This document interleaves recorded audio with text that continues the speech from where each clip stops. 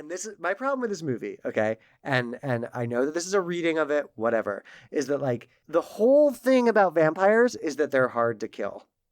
But if you're gonna make an action movie in this style, like where you've got tons of bodies, like Blade is dispatching them with one sword shot and one blast from his gun. Okay, fine. You know what? Like that's cool. I can like get with that. But then like they're also just like this okay, sorry, Cerise. I'm gonna go on a bit of a rant here and then I'm gonna cede the floor. So vampires like tends to be, in my opinion, vampires tend to be like one of two things, right? Or maybe both. They tend to sort of stand in for queers or for Jews, right? And like historically, like they are an anti-Semitic trope, right? Yeah, And then yeah, and like that's just the case. But like as they come to stand in for queers, I think especially in the 60s and 70s, they get more interesting and they tend to be a little different, a little more ambivalent about like whether they are actually that evil, in a way that I think is very interesting and often sexy.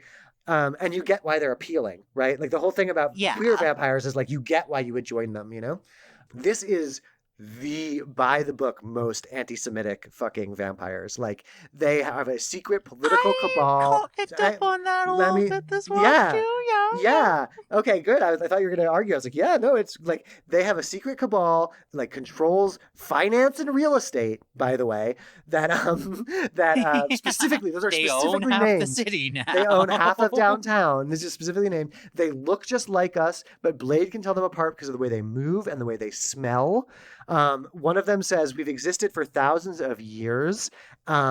Like Udo Kier says, we've existed for thousands of years, like in relative peace. And the whole argument that Stephen Dorff is making is, no, we have to come out and show our power and actually run things and drink the blood of the normies, right? Hello. Yeah. But then almost like a libel of some kind. Oh my God. And then the internal politics of it is like Stephen Dorff is a convert, like he's made, and the other ones are born, right? They're chosen ones. They are born vampires, which doesn't make sense. All vampires are turned. That's the whole thing. Like if you were born okay, on this point, it's like every vampire movie has its own lore. This every says some vampire vampires movie are born. Absolutely. That's completely fine. It's completely like I accept that. And if it weren't for all of these, if it wasn't for me connecting all these red strings, I wouldn't have even noticed.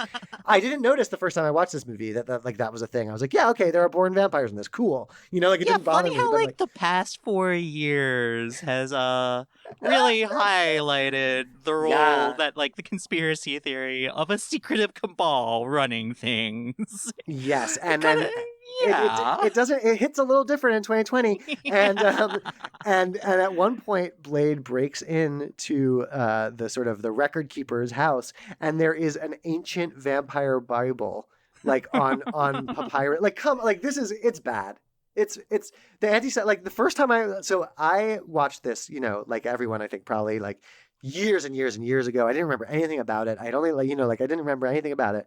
I watched it again recently. It didn't really bother me that much. I was like, it's kind of boring, whatever. This time I was like, what the fuck? And so anyway, yeah. Okay, yeah, I thought we were going to have a very different argument, but I cannot argue with that one with you on that one, Vicky. Yeah, and okay, sorry. So I will actually end this rant, but as a result, when I watch the Blade movies, like the whole thing is this guy is doing vampire genocide, and like and they're easy to kill. It's like they don't seem that scary actually. Like one of the plot points in this movie is that they have blood banks that are like totally safe. That people donate to. Yeah. It's like, okay, sounds like it's fine. Anyway, okay, rant over. Let's talk about Blade on its filmic qualities. I apologize, everyone, for having to listen to that. No, don't apologize. Like, don't apologize for that, seriously. Yeah, Blade. No, it's like Captain America, the Winter Soldier does that kind of weird thing, too, in terms of comic book movies, where it's like, it gets surrounded by, like, having, like, these fake, like, ideology-free, like, Nazis, but they're the sinister cabal pulling strings in the government, which is somehow represented by Gary Shandling. Right. Yeah, God, I forgot he was the head of them. R.I.P. He's not even the head of them. He's just like the highest placed person in government, I think. But whatever. Right. Yeah. Oh my God. Yeah. And I mean, I will say, like, this is like, I'm pretty sure David S. Goyer is Jewish. Mm-hmm. You know, he probably did not intend any of this. You Right. I mean, know, it must be in the comic. Like I never read the comic, so I don't yeah. I know. mean, what you call it? It's created by a guy named Marv Wolfman. I'm pretty sure that dude's Jewish. Yeah. Yeah. Like, yeah. I don't know how we talk about the filmic qualities of it now, Vicky. Sorry, that's why I was apologizing because I kind of stomped on this discussion. Like I could have let the discussion go, but no, okay. So like the thing is like